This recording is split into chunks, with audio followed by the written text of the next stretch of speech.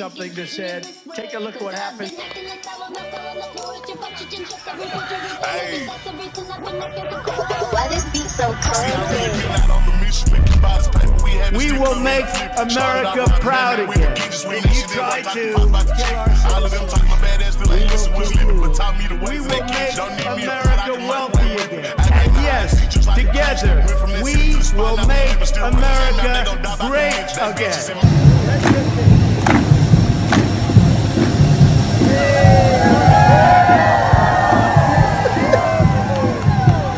Trump something else, ain't he?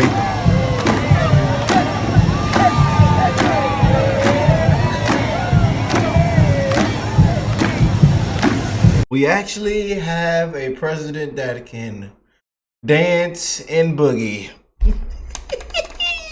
What? But oh boy, this is President Trump has likely not even been asleep the past 24 hours. He's been working nonstop for we the people traveling across the world. There's never been a president that works harder than this man. I love you, Mr. President. Mr. Best President. In South Korea, do you have any plans to meet with Kim Jong-un at the DMZ? Well, I would if he would contact. I mean, I was, the last time I met you, and I put it out over the internet that I'm coming to South Korea. If he'd like to meet, I'm open to it, certainly. We had a very, yeah, I'd do it. I mean, if you want to put out the word, I'm open to it. You know, they don't have a lot of telephone service. They have a lot of nuclear weapons, but not a lot of telephone service. So I'm open to it. I had a great relationship with him. And he probably knows I'm coming, right? But you want to put out the word, I'm open to it. Do you expect to touch at all before this trip? Really, there's not a lot of ways other than the internet. You know, they have very little telephonic service, and but he knows I'm coming, and he would. Yeah, I'd be open to it 100%. I got along very well with Kim Jong-un. While in South Korea, do you have? Boy. Aboard Air Force One, Trump firmly declares he will not give illegal aliens money to reopen the government. After this trip, do you think you'll sit down with Hakeem Jeffries and... I would. I'd be willing to. I would have now, too. You know, I left. I said, come on over, just put the government back. All they have to do is say yes, and it's over. And we start. And then we go into a negotiation. Start negotiation, but open up the government. Democrats say they want to provide the max pain, keep their leverage. It's their leverage. It's the only leverage they have left. I tell you, the Democrats, the Schumer shutdown. Look, Obamacare has been terrible. We can make it better. I'm all for that. But they're not, and they want to allow many illegal people that came into our country illegally from prisons, from mental institutions, from all over the world. They want them to get paid, and that's going to hurt the citizens of our country, and I just can't do it. President Trump, I just can't do it. I just can't. Boy, oh boy, oh boy. But says more liberals are joining in on the mass blackout in an attempt to crash Donald Trump's economy. They will be skipping work for a week and not buying anything from stores. This says from what? Being planned, and they're doing this again. And did the last one fail? November 25th to December the 2nd. They're planning a mass blackout. Haven't they been planning all these mass blackouts and they always fail? I'm all in. I know you weren't about to scroll, as I'm about to tell you the most important piece of information of the day. A mass blackout is planned November 22nd to December 2nd. A few organizations got together like Blackout America, May Day, Sick Day, and Big Beautiful Boycott. They did this one day last month and it was successful, so this time we're doing it for a whole week. This is a people-powered movement, and I can get behind this. It's like a push. Was it actually successful? It didn't make any headlines. Back towards fascism, greed, lies, consumerism. We must fight fascism. He wants to be king, dictator, threat to democracy. Our sweet democracy. Our democracy's under attack. Democracy. I tell you, man, these people here, what a disgrace. Just share it. Share this video, make your own, just share the message. The first one is no work, and I know that's not realistic for a lot of us, but if you have PTO, take it. If you have to prepare, because for that week you're going to need to eat. Some people need medicine, so is it only a week? In my opinion, if it was longer, people would just skip over it. They would say it's just too unrealistic and just skip over it. And job is to stop. People need help, man. Trump derangement syndrome in this country. People need absolute help. But RFK Jr.'s wife just revealed First Lady Melania Trump quietly works to protect, save, and reunite children with their families. She does it quietly. She doesn't need a fanfare for it. She really works hard. God bless Melania. Everything that I know about Melania Trump is pretty amazing. She does a lot of work for children. And she does it quietly, and she doesn't need fanfare for it, but she really works hard to try to reunite children with their parents for the a lot of different programs that she works. Everything that.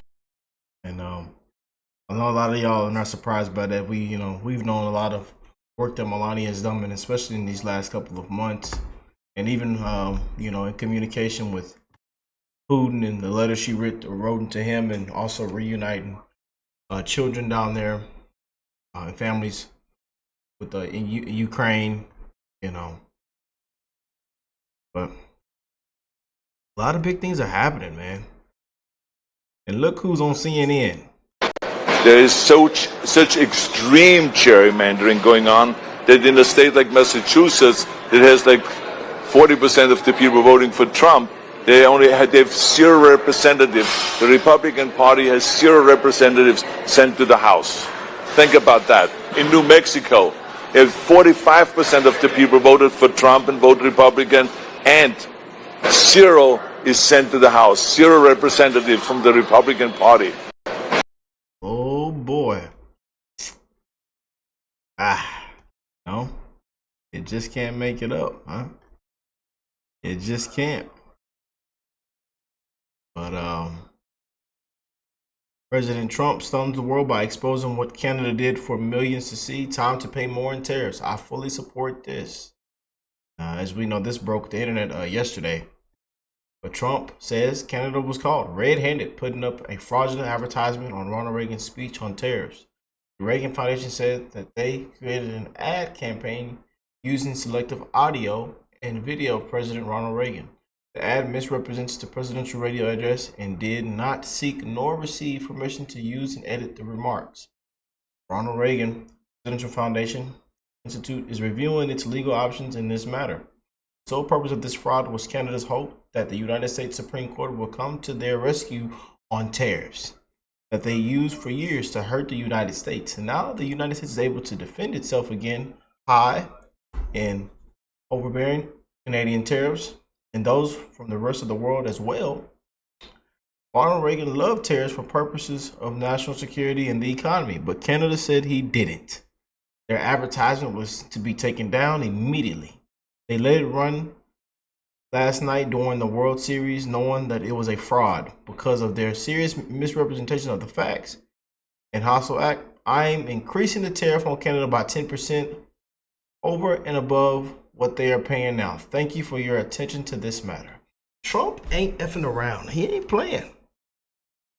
We actually have a president. And you don't want to get on his bad side. Yes, indeed. You don't want to get on Donald J. Trump's bad side. DJT is not effing around. But once again, earlier, Trump once again comes out and tells pregnant women do not use Tylenol unless necessary. Don't give Tylenol to your young children. And break up the MMR shot into 3 total separate shots, not mix. Oh boy. Like we hear from the president every hour. Every hour. The man doesn't sleep. They say he's been up for 24 hours. He does not sleep. Prayers for President Trump in the comments section, man. Boy, oh boy, oh boy. Check that out. He does not sleep, man, at all. Now, there's been a lot of backlash, a lot of spinning out of context, especially with the Democrats, the fake news media, about Trump's and the renovation at the White House, the ballroom, how they're spinning this and how they're saying lie after lie, but once again, we go back and we find the clip, when the man tells you what he is going to do, it shouldn't be a surprise. But all of a sudden, he's a bad guy, And we know where the funding's coming from. But hey, they still come out and lie to you because it's Trump that's doing it. And every time the top people come over from China, they're getting these big, beautiful, they put a tent on the White House. We don't have a ballroom at the White House. I offered, by the way, Jerry, years ago to build a ballroom at the White House, free of charge, $100 million ballroom. I said, we'll get the top 5 architects in America. We'll get the top people, top everything. We'll have the best ballroom, because I noticed they always put tents up on the lawn. Number one, it's not a good security thing. Number two, the guy that owns the tents is making a fortune, okay? This poor guy, he's making so much money. All he needs is one tent, and he charges them so much, he's making a fortune. All right. But I said, I will build a ballroom. I gave it to the Obama. I actually told David Axelrod, a good guy, very capable guy. I told David Axelrod, David, I will build a ballroom free of charge, at least $100 million. We'll make it the finest ballroom in the world. We'll put it someplace so it works contextually, magnificently. It'll be done. We'll have committees set up. I never heard back. It's, it's just one of just thousands of things. If someone's going to give me a free ballroom, I'm going to take it. We'll put it in an area that'll look great. But, we don't have a ballroom at the White House. So this was in 2016.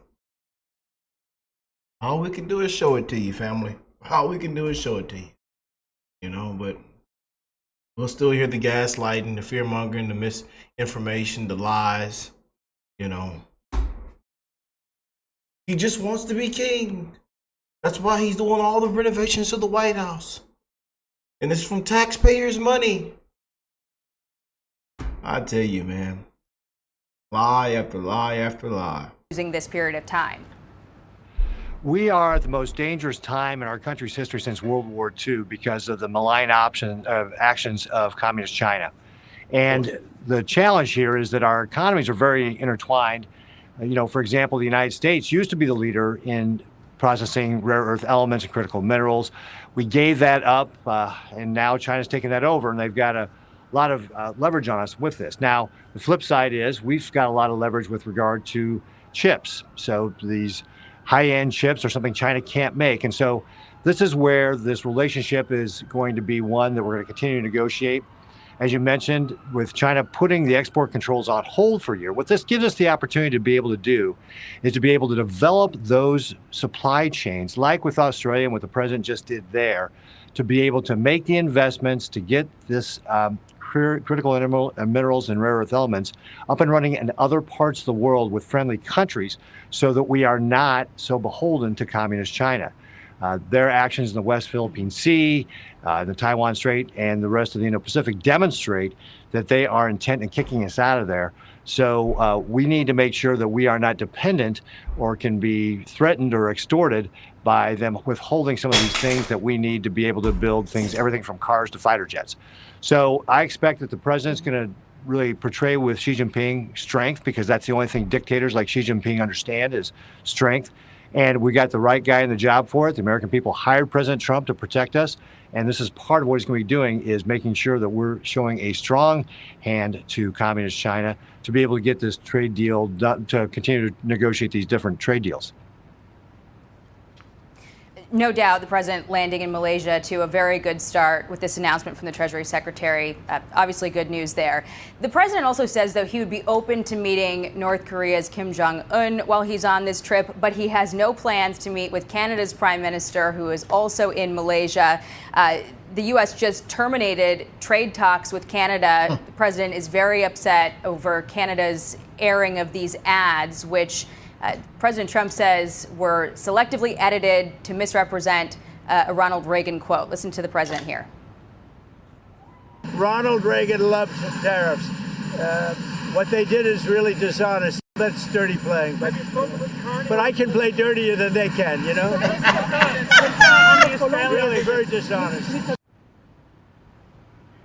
Canada is our second largest trading partner. Is this an overreaction at all?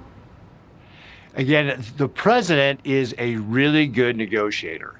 He knows when to push people's buttons and when to back off.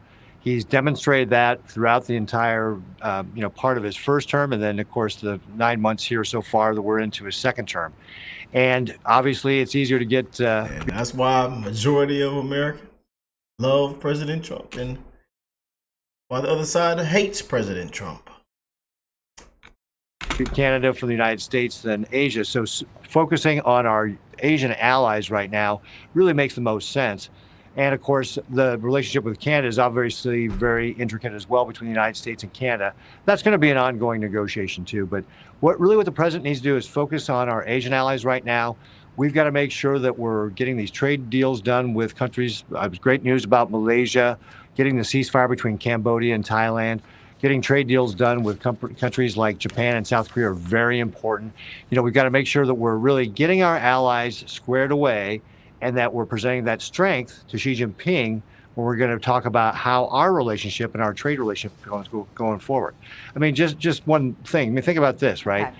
Okay. The China has said they're going to, cut off critical minerals. They've obviously backed off of that for a year, but somehow they can't stop fentanyl from coming to our country. It just doesn't make any sense. So they're a bad actor, and frankly, we got the best guy to be able to negotiate this in Donald Trump. Okay, I want to ask you about some issues back home. The president's support for Argentina has affected ranchers and farmers in your state. The White House has defended this $20 billion currency swap with Argentina. Critics called it a bailout. Because Argentina was very quick to sell cheap soybeans to China when they stopped buying them from American farmers, with these trade negotiations stalled. Now cattle ranchers are very upset over the president's plans to quadruple imports of Argentinian beef to bring down prices. Listen to Caroline Levitt here. The president loves our ranchers, and he also loves American consumers, and he wants to do right by both. So the immediate solution to the problem of the rising cost of beef, the president wants to bring that down, is we have to increase our supply. Many of the president's supporters have said this flies in the face of his own arguments against cheap foreign imports and illegal labor in the name of protecting American jobs and manufacturing. And I know you raised this issue with the White House, but at the end of the day, is this plan even going to bring down prices? Because the ranchers are saying the big issue is the meat packers. Well, first of all, I think it's important to note that, again, we're trying to keep Communist China out of our hemisphere.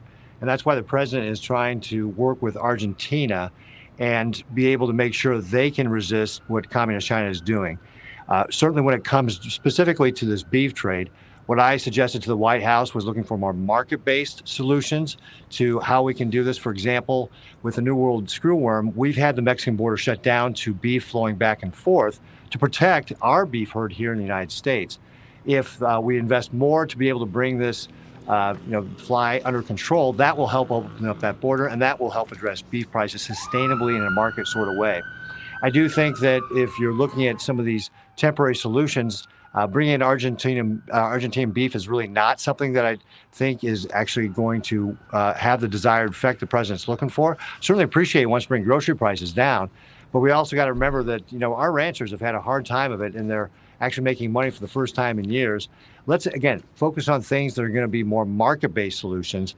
And I think that is going to help not only our cattlemen, but also really get at what the president's trying to do. Okay, finally, government shutdown is still ongoing, no end in sight. There's been more chatter about a carve-out to the filibuster. A lot of your colleagues are saying there's no support for that, or not enough support for that.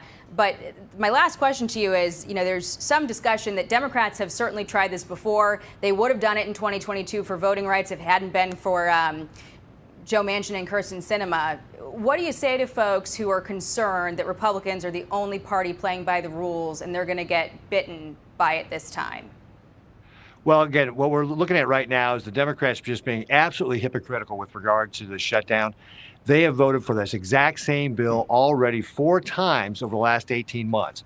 This is the only bipartisan compromise that is out there.